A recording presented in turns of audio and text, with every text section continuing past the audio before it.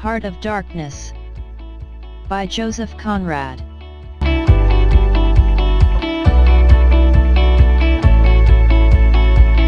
Character list: Marlowe, the protagonist and main narrator of the story. He stumbles into Africa looking to sail a steamboat and finds much more. He possesses a strong interest in the past. He also has a good work ethic. He views working hard as a means of achieving sanity. In many respects, the worldview of Marlowe is that of a typical European. Still, he is intended to be a versatile character, one of the few who does not belong to a distinct class, and he thus can relate to different kinds of people with more ease than his peers. Kurz, he is in charge of the most productive ivory station in the Congo. Hailed universally for his genius and eloquence, Kurz becomes the focus of Marlowe's journey into Africa. He is the unique victim of colonization. The wilderness captures him and he turns his back on the people and customs that were once a part of him. Manager, Marlowe's direct supervisor, he is a hard, greedy man who values power and money above all else. Yet he masks this crudeness behind a civilized demeanor. He seems to have an ability to outlive those around him. The manager would like nothing more than to surpass Kurz in the ivory trade and see him dead, so that he would no longer interfere with the competitive trade. He makes people uneasy, and the only explanation Marlowe offers is that he is hollow. Brickmaker, he is the so-called first agent, who is the manager's pet and spy. He never actually makes bricks. Supposedly he is waiting for the delivery of an essential ingredient. The brickmaker is unlikable, cunning, and contemptible.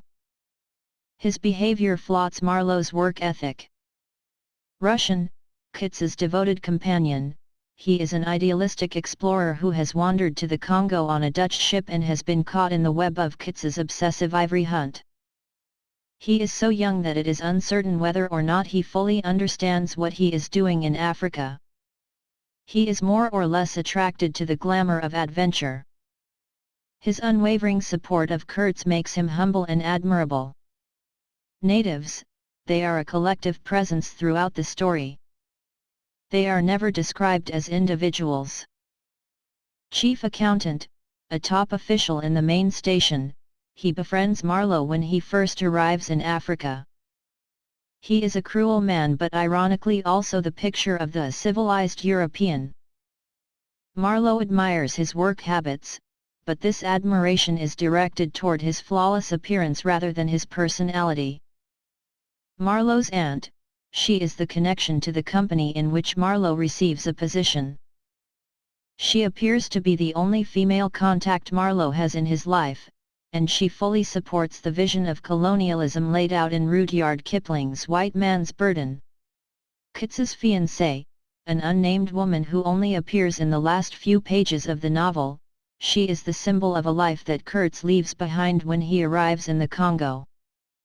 She is pure and lives in a dream world built around who she believes Kurz is. Her impressions of him are so disparate from what the reader observes that we marvel at the change that evidently has come about in Kurz. Helmsman, he is responsible for steering Marlowe's ship. He is not very experienced and seems unable to make informed decisions under pressure.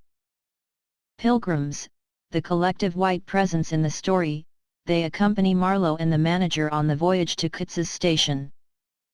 They exist in opposition to the natives and the cannibals, and their fear makes it apparent that they are unwilling to relinquish preconceived notions about the natives. Cannibals, they are a specific section of the native presence. They are the grunt crew of Marlowe's ship, and they are the only group of natives who ever voice any kind of statement or opinion to the whites. Marlowe is surprised at their tranquil manner, and he seems to respect them. Director, the captain in charge aboard the Thames River ship, from which Marlowe tells the tale. He is loved by all. He is a good sailor, but he now works on land. Lawyer, a passenger aboard the Thames ship. He is called a good, virtuous fellow. Accountant, also a passenger aboard the Thames ship, he does nothing but play dominoes.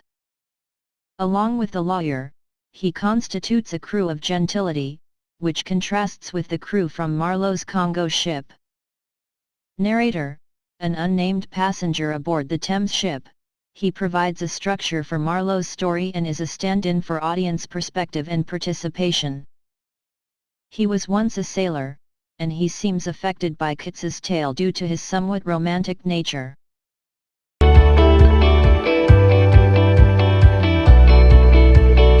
Summary: a group of men are aboard an English ship that is sitting on the Thames. The group includes a lawyer, an accountant, a company director/captain, and a man without a specific profession who is named Marlo.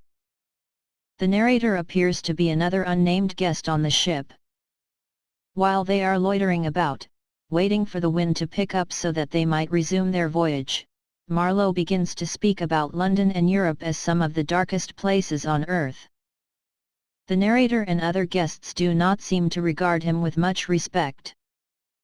Marlowe is a stationary man, very unusual for a seaman. The others do not understand him because he does not fit into a neat category in the same manner that the others do. He mentions colonization and says that carving the earth into prizes or pieces is not something to examine too closely because it is an atrocity. He then begins to narrate a personal experience in Africa, which led him to become a freshwater sailor and gave him a terrible glimpse of colonization. With the exception of 2 or 3 small paragraphs, the perspective shifts to Marlowe, who becomes the main narrator for the rest of the novel. Marlowe has always had a passion for travel and exploration. Maps are an obsession of his. Marlowe decides he wants nothing more than to be the skipper of a steamship that travels up and down a river in Africa. His aunt has a connection in the administration department of a seafaring and exploration company that gathers ivory, and she manages to get Marlowe an appointment. He replaces a captain who was killed in a skirmish with the natives. When Marlowe arrives at the company office, the atmosphere is extremely dim and foreboding. He feels as if everyone is looking at him pityingly. The doctor who performs his physical asks if there is a history of insanity in Marlowe's family. He tells Marlowe that nothing could persuade him to join the company down in the Congo. This puzzles Marlowe, but he does not think much of it. The next day he embarks on a 1-month journey to the primary company station. The African shores that he observes look anything but welcoming. They are dark and rather desolate, in spite of the flurry of human activity around them. When he arrives, Marlowe learns that a company member recently committed suicide. There are multitudes of chain gang types, who all look at him with vacant expressions. A young boy approaches Marlowe, looking very empty. Marlowe can do nothing but offer him some ship biscuits. He is very relieved to leave the boy behind as he comes across a very well-dressed man who is the picture of respectability and elegance. They introduce themselves. He is the chief accountant of the company. Marlowe befriends this man and frequently spends time in his hut while the accountant goes over the accounts.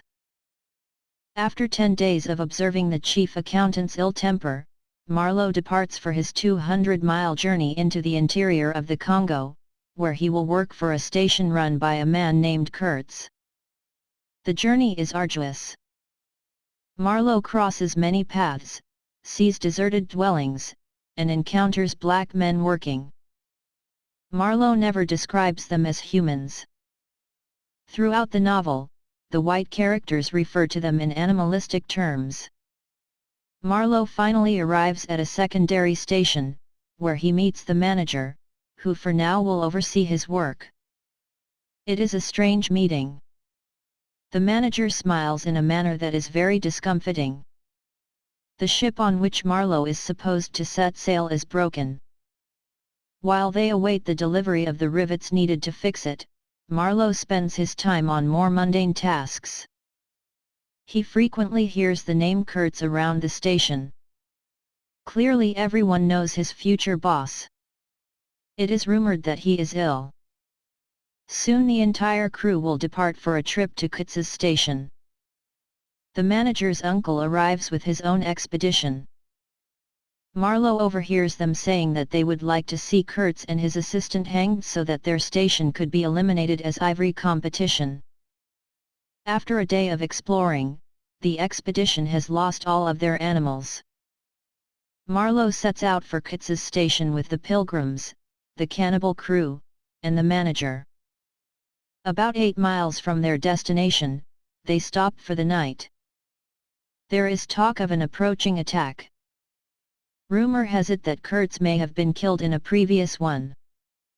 Some of the pilgrims go ashore to investigate. The whirring sound of arrows is heard, an attack is underway. The pilgrims shoot back from the ship with rifles. The helmsman of the ship is killed, as is a native ashore. Marlowe supposes that Kurz has perished in the inexplicable attack. This upsets him greatly. Over the course of his travels, he has greatly looked forward to meeting this man.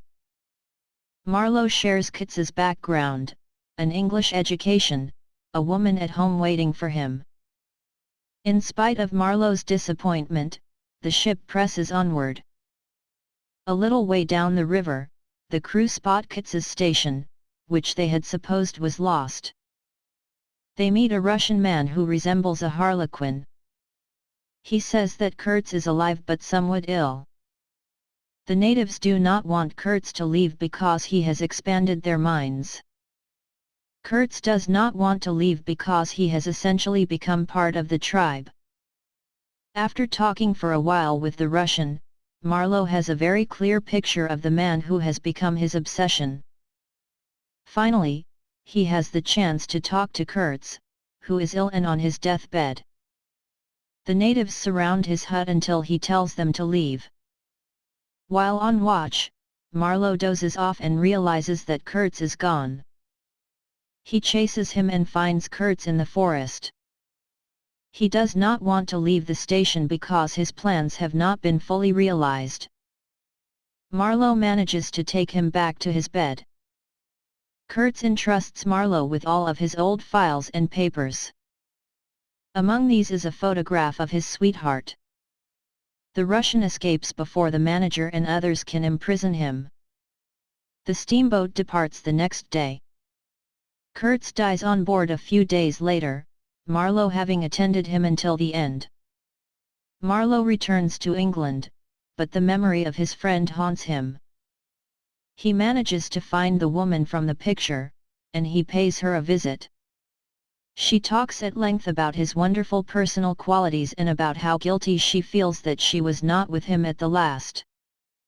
Marlowe lies and says that her name was the last word spoken by Kurz. The truth would be too dark to tell her.